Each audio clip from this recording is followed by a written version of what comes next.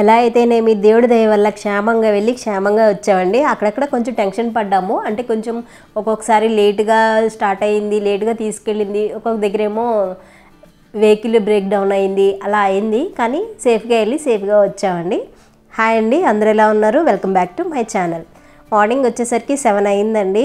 7 అయ్యేసరికి ఇంకా ఇల్లు గుమ్మాలు అవి తుడిచేసుకొని మేమంతా ఫ్రెష్ అయ్యి ఇంకా బట్టలు అవి ఉంటాయి కదండి, అవి ఎక్కడెక్కడ సపరేట్ చేసేసి కొన్ని అయితే వాషింగ్ మిషన్లో వేసానండి. ఇంకా వర్షం పడుతుంది కదా, ఆరట్లేదు. ఇంక అందుకని మా హస్బెండ్ బయట నుంచే టిఫిన్ తీసుకొచ్చేసరి తినేసాము. తినేసి పడుకుని లేసామండి. 2:30కి లేసి అప్పుడు వంట స్టార్ట్ చేశాను అనమాట. రైస్ కడిగి పెట్టి పప్పు చేశాను. ఇంకా కొన్ని వడియాలు అవి వేయించాను. మా పాప ఆమ్లెట్ వేయమనంటే వేస్తున్నాను అనమాట. చిన్నపిల్లలకి వేసేటప్పుడు కొంచెం పాలు పోసి, 1 స్పూన్ అంత పాలు పోసి, ఉప్పు కారం పసుపు వాళ్ళు తినే అంత వేసి, కొంచెం కరివేపాకు వేసి, ఎగ్ వేసి కొట్టేసి వేయండి. అంటే కొంచెం టేస్ట్ బాగుంటుందండి. అలాగే కొంచెం బన్ను టైప్లో వస్తుంది అనమాట, ప్లఫీగా వస్తుంది అనమాట. పిల్లలు కొంచెం బన్నులాగా అంటే మనకు తినడానికి బాగుండాలి, అలాగే చుట్టానికి కూడా బాగుండాలి కదా. చిన్నపిల్లలు కొంచెం ఇష్టంగా తినాలంటే అందుకోసం అలా చేశానండి. చాలా ఫ్లఫీగా వస్తుంది, అలాగే మనకు చుట్టానికి కూడా బన్నులా ఉంటుంది అనమాట, కలర్ఫుల్గా ఉంటుంది. అదిగోండి చూడండి, క్యాప్లా వచ్చింది కదా, అలా బాగుంటుంది అనమాట. అలా అయితే కొంచెం ఇష్టంగా తింటారనమాట. మా పాపలాగా ఎవరైనా తినని వాళ్ళు ఉంటే కనుక కొంచెం ఇలాగ చేసింటే కొంచెం మనం పెట్టకుండా కూడా తింటారనమాట ఇష్టంగా. చుట్టానికి కూడా బాగుంటుంది కదా. ఇంకా వాళ్ళకి వేసేసిన తర్వాత మాకేసామండి. మాకేసింది మాత్రం ముక్కలు అయిపోయింది అనమాట. తిప్పేటప్పుడు మొత్తం 3 పీసెస్ కింద అయిపోయింది. మేమైతే ఎలా వేసుకుంటామంటే కొంచెం దీనికి ఉల్లిపాయ వేసినప్పుడు పాలు వేయకూడదండి, కొంచెం టేస్ట్ వేరే వచ్చేస్తుంది అనమాట. దీనికి ఉప్పు కారం పసుపు కొంచెము జీలకర్ర కరివేపాకు ఆనియన్స్ వేసుకుని కొంచెం వాటర్ పోయాలండి. అంటే అవన్నీ మిక్స్ అవ్వాలి కదా. అలా చేస్తే కనుక కొంచెం అంతా మిక్స్ అయ్యి, లేకపోతే అక్కడక్కడ ఉండిపోతుంది అనమాట. ఎగ్ కొంచెం దానికి అతుక్కుపోయి అక్కడక్కడ కారం అక్కడక్కడ ఉప్పు అలా ఉంటుందన్నమాట. జస్ట్ 1 స్పూన్ అంతా ఆయిల్ వేసి మొత్తం మిక్స్ అయిన తర్వాత మనం ఎగ్ కొట్టుకుని వేసుకుని రెగ్యులర్గా మనం ఎలా వేసుకుంటామో అలా వేసేసుకుంటే టేస్ట్ అంతా మొత్తం బాగుంటుందన్నమాట. మనకి ఆమ్లెట్ మొత్తం స్ప్రెడ్ అయ్యి నీట్గా వస్తుంది. ఎప్పుడు బాగానే వస్తుందండి. ఇప్పుడైతే తిప్పేటప్పుడు ముక్కలు అయిపోయిందనమాట. ఇది పప్పు చాలా బాగా వచ్చింది. టమాటా పప్పు నేను ఎప్పుడు చేసే విధంగానే చేశానండి. అంటే చింతపండు వేసి చేశానమాట. బాగానే వచ్చింది. అందరికీ తెలుసు కాబట్టి నేను అది ఇంకా షేర్ చేయట్లేదండి. ఆమ్లెట్ కొంచెం డిఫరెంట్గా ఉంటుంది కాబట్టి షేర్ చేశాను, అంతేనండి. మేము మాత్రం అండి వచ్చేటప్పుడు చాలా టెన్షన్ ఫీల్ అయ్యాను అనమాట. అంటే నేను ఎక్కడం ప్రైవేట్ వెహికల్ ఫస్ట్ టైం అనమాట. అదొకటి, కొంతమంది ర్యాష్ డ్రైవింగ్ చేస్తారు కదండి, అదొకటి.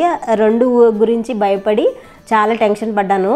అది ఊరు వెళ్ళేటప్పుడు అదొక్కటే టెన్షన్ అనమాట, ఇంకేం టెన్షన్ లేదు.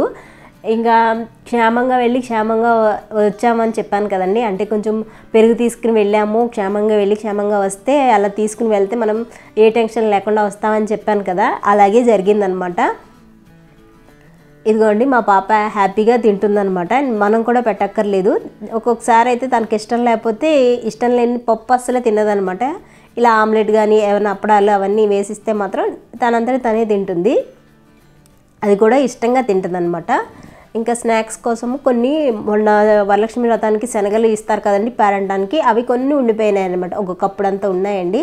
అందుకనే అవి జస్ట్ బాయిల్ చేసి, అంటే కొంచెం నురుగు వస్తుంది కదండి, ఆ నురుగు వచ్చేంత వరకు వేడి చేసి ఆ నురుగు తీసేయాలండి. అలా తీసేస్తే కనుక మనకి గ్యాస్ ఫామ్ అవ్వదు, ఈజీగా డైజెషన్ అవుతుందన్నమాట. చిన్నపిల్లల నుంచి పెద్దవాళ్ళ వరకు ఈజీగా తినచ్చు అనమాట.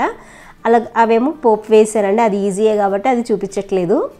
ఇంకా ఆమ్లెట్ మార్నింగ్ వేసుకున్నాను, ఈవినింగ్కి ఏం లేదు కదా, అందుకని నా దగ్గర 2 క్యారెట్లు 3 బీట్రూట్లు ఉన్నాయి. అవే మొత్తం అంతా పీల్ తీసేసి చిన్న కట్టర్లో వేసి ముక్కల కింద చేసి ఫ్రై చేస్తున్నానండి. ఇది కూడా చాలా బాగా వస్తుంది.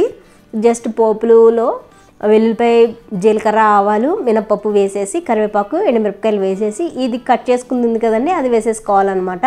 వేసుకొని బాగా సిమ్లో పెట్టుకొని మంచిగా ఫ్రై చేసుకోవాలండి. తక్కువ ఆయిల్లో మంచిగా ఫ్రై అవుతుందన్నమాట. అదే మనం ఫ్లేమ్ ఎక్కువగా పెట్టేసామనుకోండి తొందరగా మాడిపోతే అది కూడా కుక్ అవ్వదు అనమాట. అందొకటి ఇవి ఫ్రిడ్జ్లో చాలా రోజులు ఉన్నాయి కదండి, మేము తీసుకొచ్చి దాదాపు 10 డేస్ అయింది. కొంచెము మెత్తగా అయిపోయినాయి అనమాట, బీట్రూట్లు తొందరగా ఉడకవు. అందుకోసం కూడా కొంచెం సిమ్లో పెట్టి ఉడికించాలండి, అప్పుడైతే తొందరగా ఉడుకుతాయి అనమాట. అలాగే కొంచెం సాఫ్ట్గా కూడా అవుతాయి, లేకపోతే కొంచెం గట్టిగా అయ్యి కసకసం అంటాయన్నమాట, తినడానికి టేస్టీగా ఉండవు. అలా పోపు వేసి మంచిగా దగ్గరుండన్నా లేకపోతే సిమ్లో పెట్టుకున్నా మంచిగా ఫ్రై చేసుకొని తినచ్చు అనమాట. ఇది డైరెక్ట్గా తిన్నా చాలా బాగుంటుందండి. అలాగే మార్నింగ్ పప్పు చేశాను కదా, దాంట్లో కూడా అంచుకి చాలా బాగుంటుంది. సాంబార్కి, పులుసు కూరలకి అలాగా సైడ్ డిష్గా చేసుకుంటే చాలా బాగుంటుంది అనమాట. ఊరెళ్తాం కదా అని కూరగాయలు అవి ఎక్కువ తీసుకురాలేదండి, అందుకని ఉన్న వాటితోనే ఎడ్జస్ట్ చేసి అలాగే ఈరోజంతా కంప్లీట్ చేసేసాను. ఇంకా వెళ్ళాలండి. వెళ్దామంటేనేమో వర్షం పడుతుంది, అదే వెళ్ళాలా లేదా అని ఆలోచిస్తున్నాను అనమాట. ఇదేనండి వాటికి వీడియో నచ్చితే కనుక ఒక కామెంట్ చేసి లైక్ చేయండి. అంతవరకు ఉంటానండి. Take care and by by.